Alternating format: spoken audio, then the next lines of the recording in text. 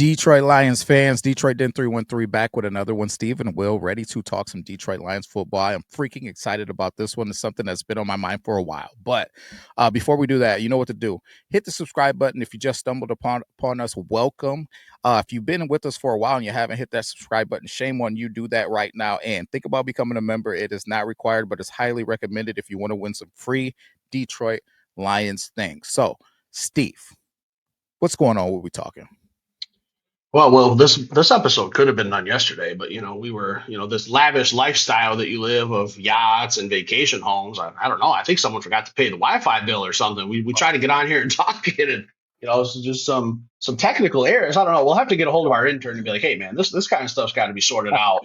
This not, this can't happen here in Detroit Den 313 when we're trying to, get content out to our guy out there in Indonesia who's just waiting daily for Detroit Lions content. So we're going to talk about a potential new role for Jahmyr Gibbs, and just the absolute, like, one of those breathtaking players that just steals the breath when he touches the ball. Well, we're going to talk about, does he have a new arsenal that he's about to unlock? Will, talk to the people. Steve, so cannot take all of the credit for this one, although I will say this is something that we've been talking since Jahmyr Gibbs has been drafted and something that we've been hoping for. Pride of Detroit put out an article where maybe Jahmyr Gibbs leaked a little bit of the sauce on him having a new role with the Detroit Lions, right? So some of the things that have been asked of him, learning the offensive formations from a different aspect of it, maybe a receiver aspect of it. So, Steve, I pounded a table for this since we drafted him and since Brad Holmes went to the podium and said we did not draft Jahmyr Gibbs as a running back. We drafted him as a weapon. This has been my expectation. So I'm hoping that this truly comes to fruition. But I've been saying my expectation for Jahmyr Gibbs is Marshall Faulk. That is what I want to see. I want to see a guy that is not only threatening defenses with his ability to take the football out of Jared Goff's hands from a handoff situation. No, I want him to be able to line up at receiver and do some things, Steve. I don't want it. I need it. It's something that I need in my life. I feel like the Detroit Lions also need it. Maybe they just don't know how badly they need it until it starts happening. But you said it a few episodes ago, and we say it all the time. When J-Mo gets the football, where Buckle up. it's the same thing with Jahmyr Gibbs. Now, the only thing that I will say with Gibbs is a little bit different. When Gibbs breaks that first tackle and he gets to the second level, it's the same. Yeah, he's got more to fight through before we start really holding our breath, but Yeah. same effect. Same effect, man. Once he gets past that first level, or if he gets through that first level clean, look out, man, look out. So I think about that. And the great thing about throwing the football is typically you're past the first level when you catch the football. Typically, when you catch the football, you're looking at two tackles. You're looking at two tackles. Whoever was covering you or whoever zone you're in, and then the safety getting there over the top or backside help. After that, it's all she wrote. So, Steve, does the information of this being a real thing excite you? Does it excite me? Well, I can't stand up right now. What do you mean? Does it excite me? I mean, I'm wearing shorts, but I cannot stand up right now with the level of excitement I'm feeling. We talked about this since he was drafted, like you said. As a rookie, that getting deeply involved in the passing game wasn't 100% likely. Just come in, learn the system, be a rookie, contribute where you can. Year two, hey, we started to see him explode in the running game. David Montgomery gets hurt, new role, heavier load. I think he did very well. Year three, we're just going to keep building to the resume. What are we going to do? Maybe some more passing formations, splitting them out wide, working on his route tree, something he mentioned last year as well. Yes, this excites me. And this is the type of stuff that I want to see from John Morton's offense. I don't need to see the hook and ladders or the butt fumbles, the fumble rooskies, the JMO throwing interception. I don't need to see any trickery like that. I want to see some trickery and creativity from John Morton from a personnel setting. I think if we're talking about putting Jahmyr Gibbs out wide or as a wide receiver and having David Montgomery in the background and trying to get some uneven or some matchup advantages in that box, maybe where, hey, box is light, we're going to run the ball. Box is heavy. We're going to throw it to one of our playmakers. So that's kind of stuff I want to see from John Morton's offense. I'm done with the Ben Johnson. Thank God he moved on. I think the offense is going to be more consistent. This is a wrinkle that I'm truly, truly looking forward to, Will. Steve, William, I'm not nuts. when, no, you're definitely not nuts today. You're not nuts today. When I heard this news, the first thing I thought of is going to look up Marshall Falk's stats. And this is a dude who has had a 1,000-yard running back receiving season in uh 1999, man. Followed by the year before that, it was 900 yards receiving, 830 yards, 765 yards. There was a span of about 5 seasons where he was dancing with that 1,000 yards rushing and receiving every single season. That is what I want out of Jahmyr Gibbs. I want to see that 1,000 and 1,000 out of him. And I don't think that it's far-fetched when you're talking about uh, 17 games, when you're talking about um, potentially long playoff runs as well, even though you got David Montgomery and that the split carries, or the split role of the RB1 position isn't going to be just dumped on either one of their shoulders. Man, they're kind of splitting that thing 50-50. I still think there will be enough opportunities for that to happen. And Steve, it's a way to get those guys on the field together. There was a comment, Steve. I don't know if you happen to notice it, and somehow I noticed it, even though since the whole time we've been podcasting, I've never checked our comments. I don't know if you've seen that one either. Well, anyway, so there was a comment the other day that someone said that there's no reason for Jahmyr Gibbs to play slot receiver. That it just doesn't make sense. And I said immediately to that person, uh, I wanted to put it in the comments, but I said no. I'm going to get on the show, and you know who you are. I'm not going to put you. I'm not going to put you on blast and clip your comment and put it up. But are you nuts? Are you nuts? And we're going to talk about that right now. I did give you a comment back to just tell you what my thought process is, but we're going to share that with the world today. Steve, 20 personnel is what I'm thinking about. 20 personnel, 21 personnel, 20 personnel. For people who don't understand personnel, all personnel means is there is how many running backs and how many tight ends.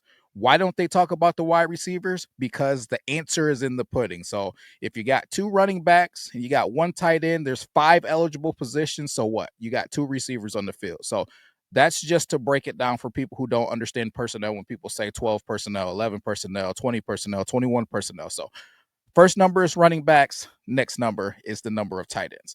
Steve, what I'm thinking about is bunch formation, Steve.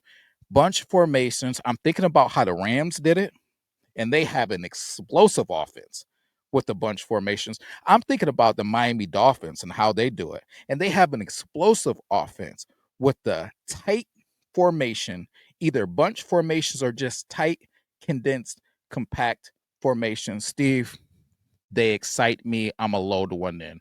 This is bunch, guys. This is what I'm talking about when I'm talking about bunch. You got the nub tight end at the X spot right there, and then you have the Y, the H, and the Z with a running back in the backfield. To me, Steve, when we come out in these bunch formations, typically the Z is St. Brown. Typically, the backside receiver, if we have a backside receiver instead of a tight end, is JMO. I would love to see that Y be JMO, that H be Jahmyr Gibbs, David Montgomery in the backfield, and that tight end, obviously Sam Laporta. That's the first thing that I'm thinking about, because there's so many threats there and everybody is elite. When you have stacked together St. Brown, Gibbs, and JMO, on the backside of that, you got Sam Laporta, you got David Montgomery in the backfield. There's so many things that you can do with that. Uh, there's a plethora of passing options that you have. You can go with the verts, you can go with the mesh, you can go with the sail. You can it's just you can go with Y cross, Y corner. There is just so many different things that you can do from a passing standpoint. and you can do all of the things running the football. We can go inside zone, we can go mid zone, we can go outside zone, like we can go counter. It's just so many things you can start to do just from that formation. Steve, getting the 5 eligibles to be where David Montgomery and Jahmyr Gibbs are on the field at the same time. Are you something do you think that that's something that the Detroit Lions should be investigating? Um, what is yes if I had to answer in like a Jeopardy form? Well, like as many playmakers on the field as possible, right? That's how you create some mismatches and find the fish. Isn't that something that you kind of taught me a little bit? Hey, this guy can't guard this guy. That's the fish. Like if we're putting out problems, how do you defend us? And I've even hinted at Isaac Tesla, down the road potentially, if you think you can take away some of our playmakers and he's a guy that's stepping up throughout the season and making some big third down catches or some big red zone catches or some big first downs, whatever it may be, if he's another factor, fuck the 99 Rams. Will we might be the greatest show on turf from here on out, if I'm being honest with you. Steve, it's funny that you mentioned Isaac Tesla because that's exactly where my next thought was. Instead of always having to have the formation be where you got Sam Laporta, maybe I take Sam Laporta off the field, I give him a little break, and then I do what I typically do. I put JMO at the X, I put St. Brown at the Z, then maybe that Y is Isaac Tesla, right? Then I still got Jahmyr Gibbs on that inside of the bunch formation, and then I got David Montgomery in the backfield. I still have all of the things. I just think about negative throws, Steve. Negative throws being when I'm throwing it either 2 yards downfield or behind the line of scrimmage. I just think about all of the negative throws that I can stress you out with Jahmyr Gibbs being at that position, right? That's not a super crazy thing to ask a running back to do. Then I think about the wheel routes in a lot of the passing concepts that he could be running from that position. Man, a linebacker trying to track him on a wheel. It's it's a problem. Those guys, you got whatever. I can't even remember what Gibbs ran if he ran his 40. What was it? Probably 4.3, I believe, something like that. So then you got Tesla. He ran a 4.4. You got St. Brown, who was just a assassin with finding the holes in defense and route running. And then you got J-Mo on the backside with David Montgomery in the backfield. You got all of those different rub routes where you could run or you can run when those formations are condensed like that, where you're losing people, combined with speed and athleticism and toughness and grit. Man, and I can run the football. You have to honor the run. You got all of the green grass to the outside of the condensed formation that you got to worry about balls getting dropped in upon instead of the straight line footballs that are easy. When you get the corner routes and the outward breaking routes, you have to have leverage as a defender to defend those routes. You can't just defend them by being stride for stride with somebody, because even if I'm stride for stride and I'm on your back hip, the ball's out here. I catch that football. It's not like if you just put the ball on top of me. So those outward breaking routes to that green grass with speed, with guys that are dynamic, are going to be an absolute problem to deal with, because you have to back up to have leverage and defend those throws heads up in front of you rather than running hip to hip, stride for stride, or in phase with guys. That's why the Miami Dolphins are so nasty with it. They're so fast, and then they motion back and forth. So I think about even what the Ravens do, Steve, and we're not the Baltimore Ravens because we don't have Lamar Jackson at the quarterback position that can threat the running. But even as I look at the two running backs in the backfield right now, I believe that was Murray at the time of this when this was Latavius Murray, and then you got Patrick Ricard out there. You got those two guys. Even if it was instead for us, David Montgomery and Jahmyr Gibbs, I'm just gonna motion him wherever I want him to. Now you got to adjust to the motion, right? You got jet sweep, Steve. You got counter, right? There's so many different things. You got the play action, right? So what do you have to do in play action as linebackers? I got to honor the run. So you're telling me Jahmyr Gibbs is going to be dealing with a flat-footed linebacker who had to honor the run of David Montgomery as he's running full speed at them? J-Mo, St. Brown, crossing patterns, mesh routes. Like, Steve, when I started watching film on the Miami Dolphins and the Rams and how they run their stuff, and then I started thinking, like, man, would I rather have Tyler Higbee or would I rather have Sam Laporta? And Tyler Higbee's doing some things in this Sean McVay offense. Mm. Would I rather have the speed of a JMO, or would I rather have the pass catching and toughness of 50-50 balls of Puka Nacua? While I love Puka Nacua, JMO's going to score right now. Right? He's going to score right now. I'd rather have JMO. And do they have somebody that can comp to what Monroe St. Brown is right now? I don't think they do. And they find a way to move the football. And then they don't got David Montgomery in the backfield when they're doing their bunch formations and all of that. So, Steve, I don't know, man. When I start thinking about this offense, and even when I go with the Miami Dolphins and I think about Tyreek Hill and Jalen Waddle, most of the time Jalen Waddle's having some back tightness or some stuff going on. But when we start getting into the Isaacs, when we start getting into the Khalif Raymonds, when we start getting into the Tim Patricks, like I just feel like Dominic Lovitz, we have a little bit more depth than some of these teams that are having extreme success. These teams don't have two dynamic players in their backfield like David Montgomery and Jahmyr Gibbs. They don't have 3, 4, 5 receivers that can go and make vertical plays down the field. I'm expecting Jahmyr Gibbs, David Montgomery on the field at the same time with situations where those eligibles. Maybe it's Tesla, then maybe it's Sam Laporta, then maybe it's JMO, then maybe it's St. Brown. You said find the fish, Steve. Everybody's a fish. The whole defense is a fish out there.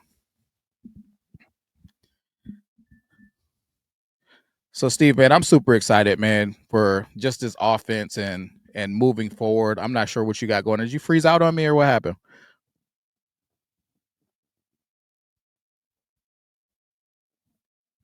I'm not sure what's going on. I can't hear you. Can you hear me? I can't hear you, bud.